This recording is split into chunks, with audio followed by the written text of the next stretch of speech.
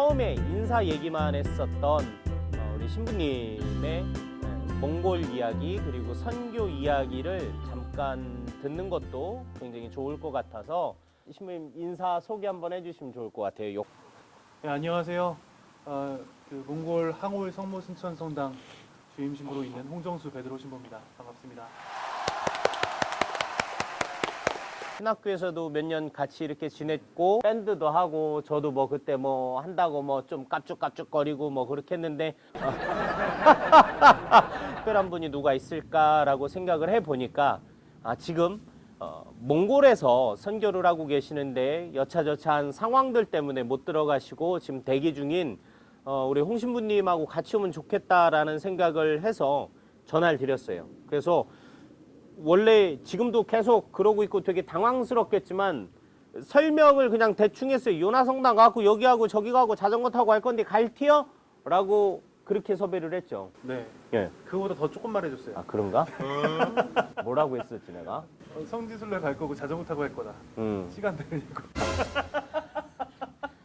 원래 쟤들 늘 이야기하지만 사람이 포유류가 아니에요. 조류예요.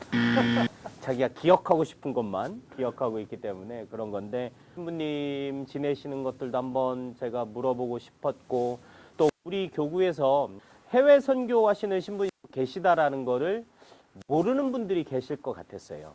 그래서 우리 교구 소속이시지만 다른 나라에서 다른 지역에서 선교를 하고 계신 분도 계시다라는 걸 이 시간을 통해서 좀 알려드리고 싶은 생각도 있었습니다.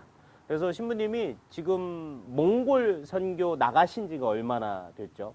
저는 2018년도에 나갔으니까 횟수로 3년 되었어요. 코로나 때문에 언제 오셨던 거죠? 2020년 2월에부터 한국에 머무르게 되었죠. 만 2년 정도 지내시다가 코로나 때문에 들어오셨던 거고 몽골에 어디에 계시는 겁니까?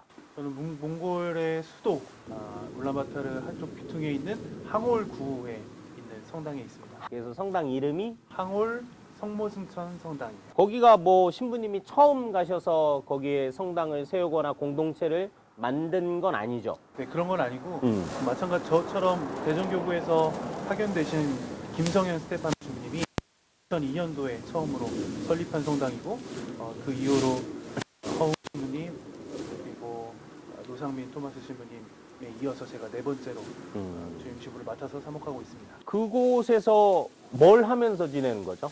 몽골에 있는 성당이라고 해서 네. 특별하게 다른 건 없고 네. 다만 몽골 사람들과 함께 신앙생활을 하는 일을 이제 하는 거죠. 내용은 비슷한데 네. 대상이 몽골 사람이라는 다름이 있고 몽골 사회 안에서 좀 독특한 가톨릭적인 어떤 문화 그리고 가톨릭적인 어떤 신앙을 만들어가는 과정 그런 과정을 살아가고 있습니다. 그럼 몽골에 가톨릭 교회가 들어온 지는 얼마나 된 걸까요? 1920년부터 1990년까지 공산주의였어요. 공산주의였을 때는 종교가 허락되지 않았기 때문에 네. 그전에는 가톨릭도 당연히 들어갈 수 없었고 1990년도에 민주화가 되면서 1992년부터 바티칸하고 수교를 맺었고 바티칸에서 바로 선교사를 보내서 그 이후 30년 정도 이제 그 가톨릭 교회가 성장하게 되었는데 지금은 8개 본당 그리고 1,300여 명의 교우들이 지금 몽골 교회에서 활동하고 있습니다. 지금 몽골 교회가 우리 초대 신앙 공동체하고 비슷한 모습처럼 막 성장해 나가는 이제 시기라고 보면 될까요? 네, 맞습니다. 아직도 어리고 작은 교회고요. 아직 미래에 더 큰 성장을 내다보고 있는 그런 교회라고 생각하고 있습니다. 선교사들이나 아니면 다른 신부님들이 더 들어와서 도움을 주어야 하는 부분들은 혹시 없을까요? 만약에 선교사들이 더 들어온다면 도시가 아닌 지역에도 더 많이 선교사들이 나가서 새로운 사목을 시작할 수 있겠죠. 다만 한국처럼 그렇게 신자가 있는 곳에 신부가 파견되는 형식이 아니라 먼저 선교사가 파견되어서 거기 있는 신자들과 함께 아무것도 없는 땅에서 시작하는 그런 모습은 좀 다른 모습일 것 같아요. 네. 지금 현재 상황은 선교사들 혹은 선교사 신부님들, 선교사 수도자들 혹은 선교사 평신도들이 얼마나 그곳에 있는 걸까요? 현재 60여 분의 선교사들이 계시고 그 중에서 20분은 신부님, 한 40여 분은 수녀님들, 10명 안 되는 숫자로 평신도 선교사들이 있는데요. 한국에서만 오신 것이 아니라 세계 한 20여 국에서 모여드신 아주 다양한 선교사들이 함께 어우러져서 선교 활동하고 있어요. 우리나라에서도 사실 박해 시기가 끝나고 난 다음에 많은 선교사에서 복음을 전파하기 위한 어떤 수단으로서 교육 사업이라든지 혹은 병원 사업이라든지 그 사람들에게 필요한 것들을 제공해 주면서 복음을 선포하는 경우들이 우리나라에서도 굉장히 많았었잖아요. 네. 몽골에서는 뭐 비슷한 건가요?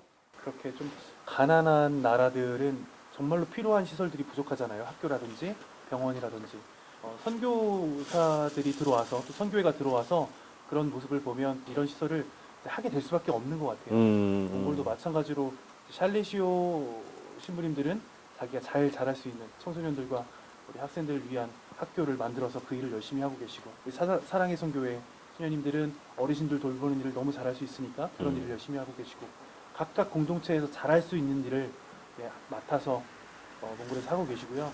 저희처럼 교구에서 파견된 피데이도눔 신부들은 저희가 제일 잘할 수 있는 건 교우들과 어울리고 함께 그들과 함께 살아가는 일이잖아요. 그래서 그렇게 본당에 나가서 교우들과 함께 만나고 어울리고 함께 어려운 일 있으면 같이 아파하고 이런 활동하면서 각자가 제일 잘할 수 있는 일들을 하고 있습니다. 신부님은 원래 신학생 때부터 선교에 대한 그런 꿈이 있으셨던 건가요? 사실 신학생일 때는 그렇게 많지 않았는데요.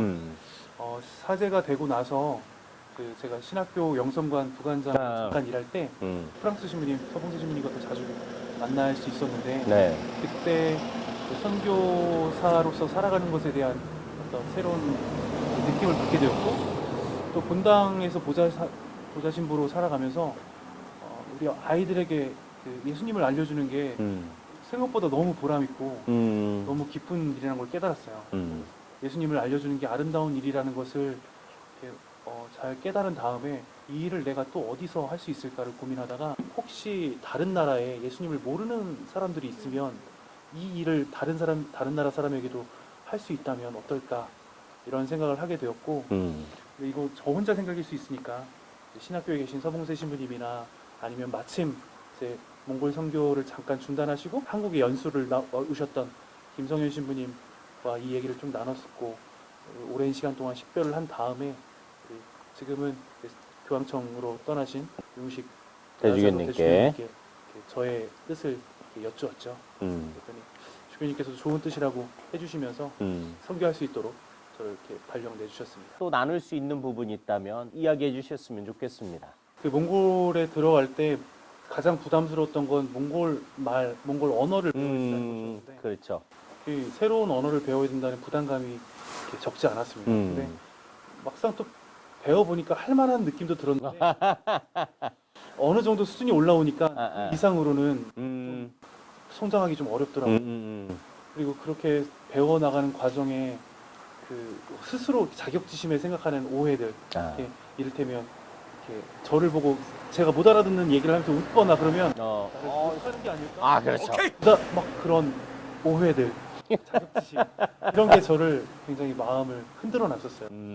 내가 여기서 얼마나 더 버틸 수 있을까 이런 생각까지 했었는데 나중에 지나고 나서 생각해 보니 제가 언어를 충분하게 하지 못하는데도 저의 태도나 인사나 이런 것들로만으로도 사람들과 깊은 관계가 맺어지는 걸 느꼈을 때 언어도 중요하지만 언어 외에 이런 사랑의 마음 서로 이렇게 관계 맺고 싶어하는 서로 이어지고 싶어하는 마음들도 굉장히 소중하구나 이런 체험을 갖게 되어서 너무 생각했던 거하고 야 이건 아닌 것 같은데 야 이거 내가 주교님한테 괜히 얘기했나 그런 거 있겠죠.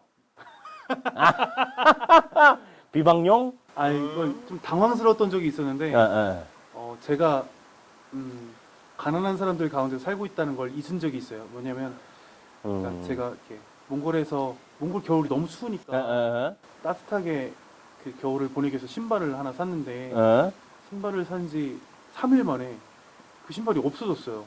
잠깐 문 밖에 놨는데 불안감이 들어서 사무실 문을 나가서 신발장을 열어보니까 없어진 거예요.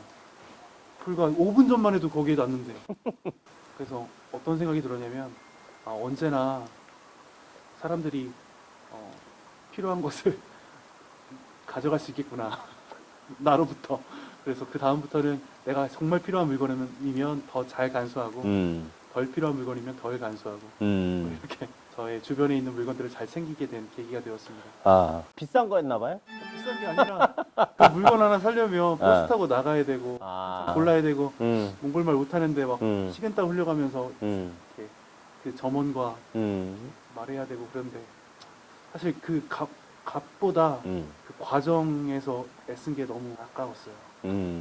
그 몽골 사회 안에서 가톨릭에 대한 인식 좀 궁금합니다. 몽골 사회가 외국 종교, 이렇게 우리 그리스도교, 가톨릭도 사실은 몽골 사람들이 볼 때는 외국에서 온 종교인데 외국 종교에 대해서 호의적이지 않아요. 왜냐하면 몽골 사람들이 볼 땐 그렇게 검증되지 않았어요. 어쨌든 외국 종교, 외국 생각, 외국 사람들 이것에 대해서 좀 조심스럽게 바라보는 경향들이 있고 그리고 부정적인 체험들 또 특히 또 뭐 그리스도교 안에서도 여러 가지 종파들이 있잖아요.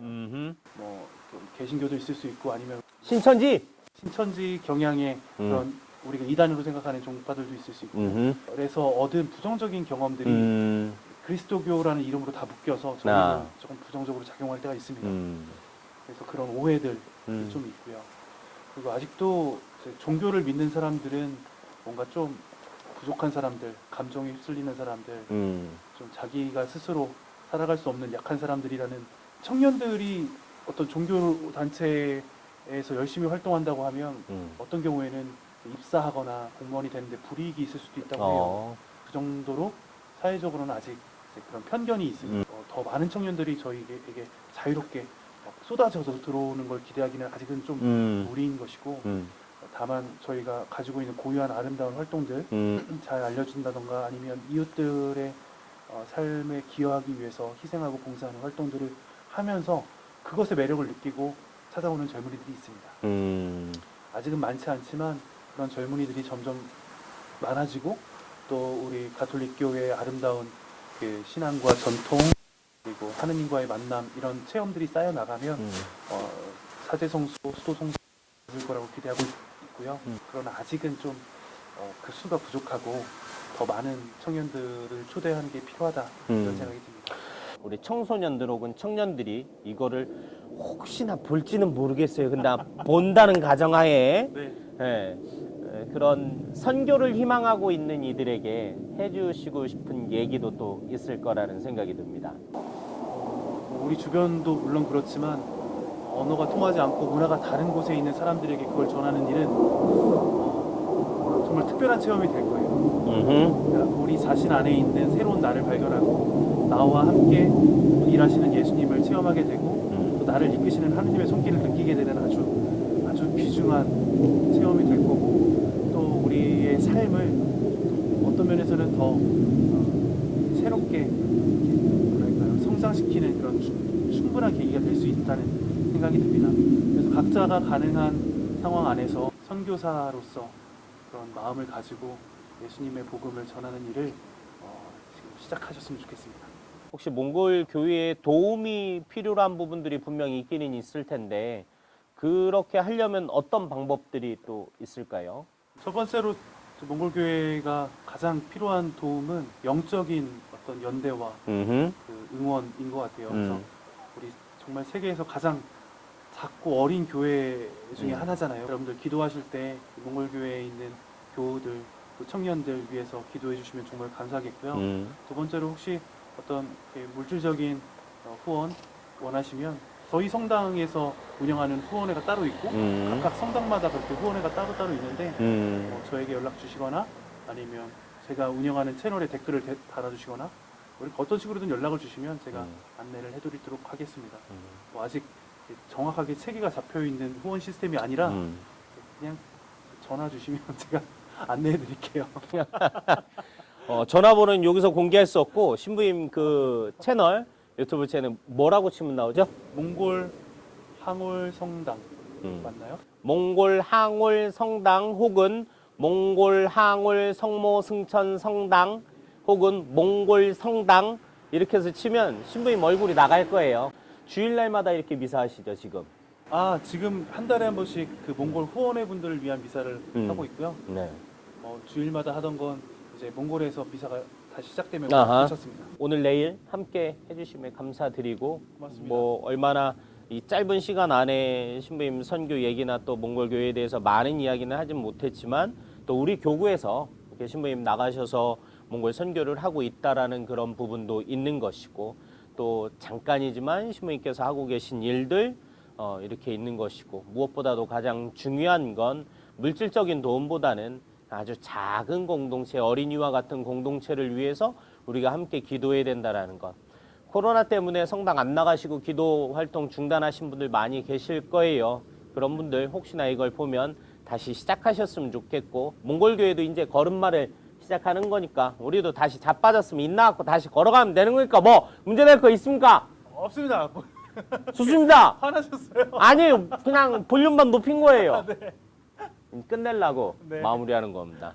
요나성당과 함께하는 성지순례편을 지금 하고 있는데 그 성지순례를 어떻게 할 수 있고 앞으로 어떻게 함께하면 되는지에 대해서 또 요나성당 신부님과 함께 이야기 나누도록 하겠습니다. 유튜브 계속 시청해 주시고요. 구독과 좋아요 잊지 마시고요. 다음 편에서 보도록 하겠습니다. 그럼 하나 둘 셋 하면 안녕으로 해요. 그냥 하나 둘 셋 안녕.